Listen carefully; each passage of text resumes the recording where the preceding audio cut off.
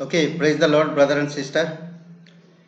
कैसे हैं आप? आइए हम लोग डिवोशन के लिए प्रार्थना करते हैं। हमारे जीवित परमेश्वर, हम धन्यवाद देते हैं प्रभु, तेरी दया और तेरी कृपा है पिता।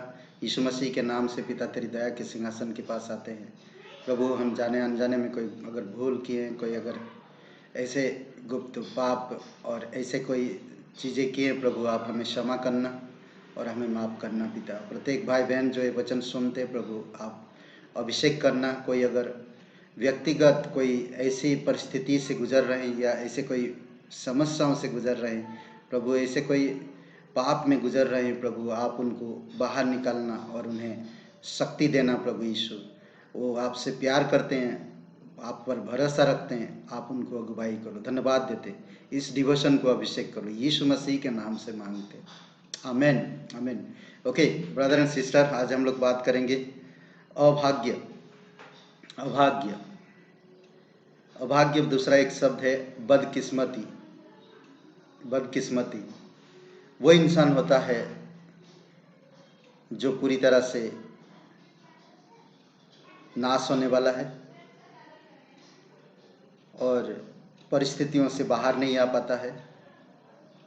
तो वो कहता है मेरी ये बदकिस्मती है कि मैं इन बीमारी में या इस दशा में हूँ।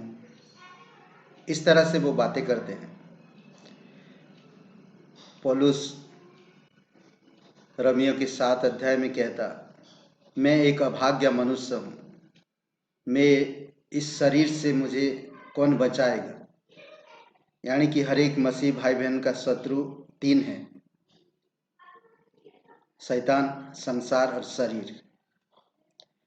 हम अभाग्य था पाप में, पर आज आप और मेरे जीवन में अगर कोई ऐसा परिस्थिति आता है तो हम अभाग्य नहीं हैं, बल्कि हम भाग्यशाली हैं, क्योंकि परमेश्वर ने आपको मुझे बचाया, नया जीवन दिया, अनंत जीवन दिया, अपने परिवार में शामिल किया, वचन दिया, पवित्र बाइबल और धार्मिकता में अगुवाई करता है।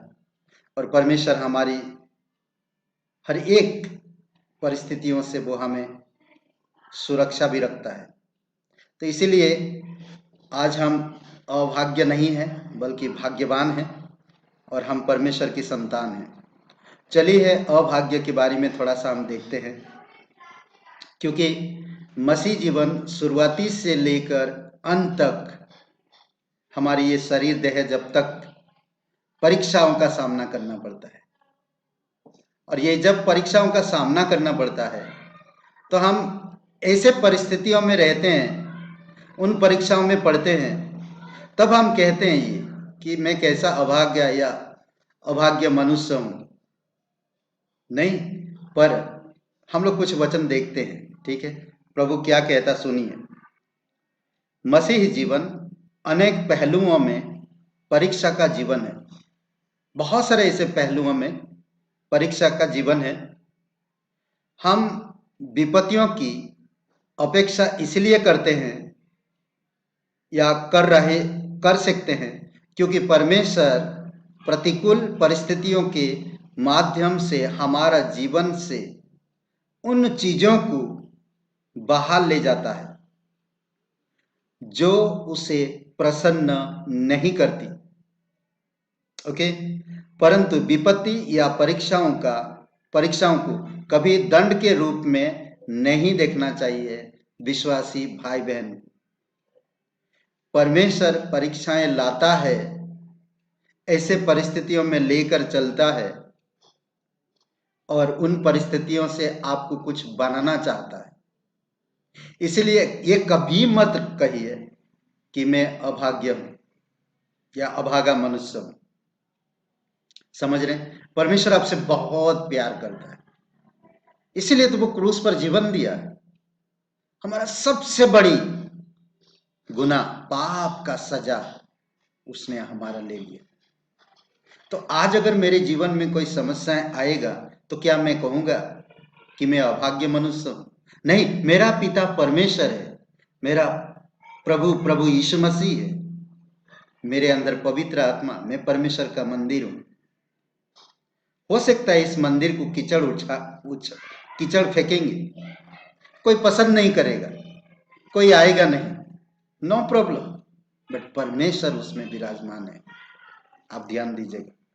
चलिए हम कुछ वचन देखते हैं। याकूब का पहला अध्याय 2 से 4 वचन में, हे मेरे भाइयों, जब तुम नाना प्रकार की परीक्षा में पढ़ो तो उसको पूरे आनंद की बात समझो, यह जानकर कि तुम्हारे विश्वास के परखे जाने से धीरज उत्पन्न होता है। परंतु धीरज को अपना काम करने दो कि तुम पूरे और सिद्ध हो जाओ और तुम में किसी बात की घटी ना रहे। देख रहे हैं ये वचन कितना बड़ा प्रतिज्ञा। आप अभाग्य नहीं, मैं अभागा नहीं हूं, मैं परमेश्वर का बेटा हूं। भले मेरे जीवन में परीक्षाएं आ रहा, तो इन परीक्षाओं में मुझे आनंद की बात समझना चाहिए और आनंद मानना चाहिए। जब मैं आनंद मनाऊंगा तभी मैं धीरज को काम करने दूंगा, धीरज बनूंगा और मुझे कोई बात की घटी नहीं होगा। बहुत से लोग कंप्लेन करते हैं कि परमेश्वर में इतना बाइबल पढ़ता है, इतना प्रार्थना करता है, इतना कलीसिया जाता, फिर भी मेरे जीवन में ऐसी परीक्षाएं क्यों लाता परमेश्वर। नहीं, हमें ये सब चीजें नहीं कहना, इसलिए बहुत जरूरी है कि आपको मुझे समझना। रोमियो का 5वां अध्याय 3 और 4 वचन, केवल यही नहीं वरन हम कलेशों में भी घमंड करते हैं, दुख तकलीफ में भी घमंड करते हैं, घटी कमी में भी घमंड करते हैं, क्योंकि जो प्रभु में है वो कलेश को सहेंगे हंसते हंसते। यही जानकर कि कलेश में धीरज और धीरज से खरा निकलना और खरे निकलने से आशा उत्पन्न होती है। क्या बात। धीरज को आनंद का बात समझिए, सॉरी, परीक्षा को आनंद का बात समझिए। अपने जीवन में जब विपत्तियां या परीक्षाएं आती है परखने के लिए, आपके विश्वास को परखने के लिए, तो ऐसे वक्त पर आपको धीरज धरने की जरूरत है। हमारा जीवन परमेश्वर ने दिया है और परमेश्वर चाहता है, जैसा चाहता है वो ऐसा करना चाहता है, इसीलिए धीरज को काम करने दीजिए। अद्भुत बात है, परीक्षा जब आता क्या सबसे पहली बात आनंद मनाइए, कलेश में भी घमंड करिए। ओके, दूसरी बात, दूसरी एक वचन हम देखते हैं, रोमियो का 8वां अध्याय 28 और 29, और हम जानते हैं कि जो लोग परमेश्वर से प्रेम करते हैं उनके लिए सब बातें मिलकर भलाई को उत्पन्न करती है, अर्थात उन्हीं के लिए जो उसकी इच्छा के अनुसार बुलाए हुए हैं। क्योंकि जिन्हें उसने पहले से जान लिया है उन्हें पहले से ठहराया भी है कि उसके पुत्र के स्वरूप में हो, ताकि वह बहुत भाइयों में पहलटा ठहरे। कितना बड़ा प्रतिज्ञा है। आयुब का उदाहरण को हम देखते हैं। आयुब के जीवन पहला अध्याय और वचन 21 और 23 अध्याय वचन 10, ये दोनों वचन को आप अगर पढ़ते हैं तो आयुब क्या कहता है, सब कुछ खत्म हो गया आयुब का, कुछ भी नहीं बचा, कुछ भी नहीं। उसका जो शरीर, इतना अच्छा शरीर था, वो भी बदकिस्मती की तरह हो गया। आयुब कह सकता मैं कैसा अभागा मनुष्य हूं, मुझे इस दशा से कौन निकालेगा, कह सकता था, परंतु ऐसा नहीं कहा। 21 वचन में कहता है, मैं अपनी मां के पेट में से नंगा निकला और वही नंगा लौट जाऊंगा। यहोवा ने दिया और यहोवा ने ले लिया, यहोवा का नाम धन्य है। अद्भुत वचन है। 23:10 में कहता, वह जानता है कि मैं कैसे चाल चलता हूं और जब वह मुझे ता लेगा तब मैं सोने के समान निकलूंगा। अद्भुत है नहीं? तो आयुब धीरज धरा, आयुब ने धीरज धरा। आयुब के जीवन में कोई गलती आयुब ने नहीं किया था, वो धर्मी व्यक्ति था, परमेश्वर का भय रखता था, धीरज धरा उसने। और हम देखते हैं आखिरी अध्याय में परमेश्वर उसको हर चीज लौटाया। धीरज रखिए, जब परीक्षाएं आती है आनंद मनाइए, क्योंकि आपका विश्वास परखा जाना जरूरी है। समझ रहे हैं मेरे भाई बहन? आप जरूरी ये विश्वास को परखने देना चाहिए। हमारा विश्वास परखा जाए, तब मैं धीरज धर पाऊंगा। अगर मेरा विश्वास परखा नहीं जाएगा तो मैं समझ नहीं पाऊंगा कि मैं परमेश्वर में कैसा हूं। इसीलिए जब भी कोई परिस्थितियां आएगी, जब भी कोई परीक्षा आएगा, विपत्ति आएंगी, तो मैं यही कहूंगा, मैं कैसा अभागा मनुष्य हूं, मुझे इस परिस्थिति से कौन छुड़ाएगा। मैं तो बाइबल पढ़ता हूं, मैं तो कलीसिया जाता हूं, मैं तो प्रार्थना करता हूं, फिर भी मैं अभागा हूं। जी नहीं, आप परमेश्वर के संतान हो। आपके विश्वास को परमेश्वर परखना चाहता है।